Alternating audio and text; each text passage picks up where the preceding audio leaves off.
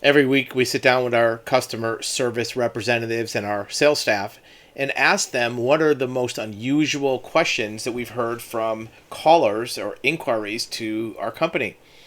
And this week, one of the ones that came up was, what do you do about notifying a sale or forcing a sale of a vehicle that you sold but the buyer hadn't transferred the title? This comes up a lot where if you sell a car on Craigslist or eBay or some private sale and you give the title to the buyer, if they don't put it in their name right away, some sellers worry that they have liability or they can get in trouble if the car's used in a crime or gets in an accident or gets parking tickets. So it is important that you want to get that transfer done. Now, the buyer, by law, is supposed to apply for a new title in their name within a certain period of time. But what if they don't do it? Right? What if they don't follow through on what they're required to do? How does that affect you? Do you have liability? Can you get in trouble? Because technically, as far as the DMV is concerned, and if the police run the VIN number, then it's on you, right? So here's some suggestions on how to make sure that your vehicle transfer doesn't come back to haunt you. First of all, when you sell a vehicle, in most states, the license plate does not go with the vehicle. So you want to take the license plates off the vehicle. Title and registration are two different things.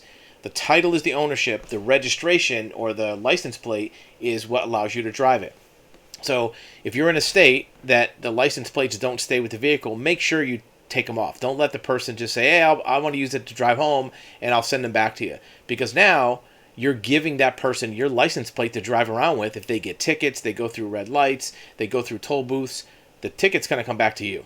So take off your license plates. A few states, the license plate goes with the car. We'll deal with that momentarily.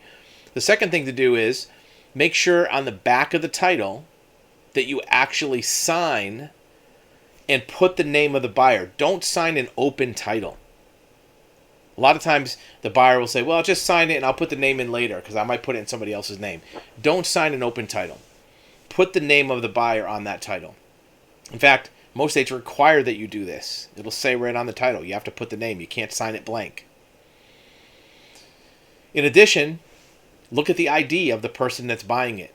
Make sure you write down their name and address so you know who actually is buying the car from you, so you have a record of that.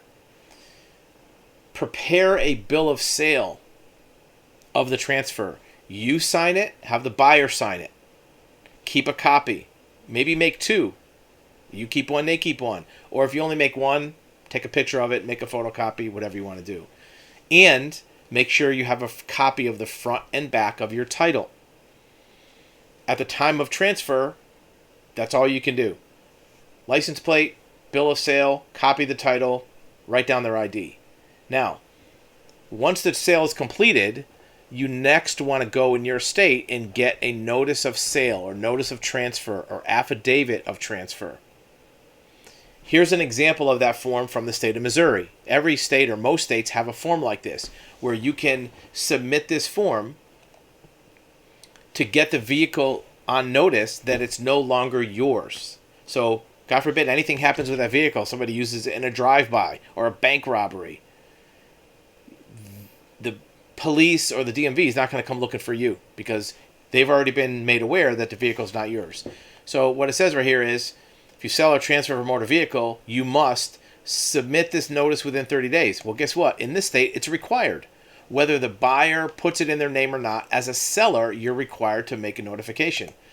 Complete the sections, sign the notice, mail it to the address at the bottom, keep a copy for your records. Failure to complete the required blocks will result in it not being processed. The reason you want to do that is because, first of all, some states it's required by law. But more importantly, it puts the Department of Motor Vehicles, or in this case, DOR, Department of Revenue, whoever issues titles, puts them on notice that you are no longer the owner of that vehicle. You've sold it. If the new owner puts it in their name or applies for a title or not your problem. Sometimes buyers don't even get a title. They go out of state. Maybe your buyer is moving to another state or they go to another state. If you don't file this notice, your home state will never know you sold the vehicle.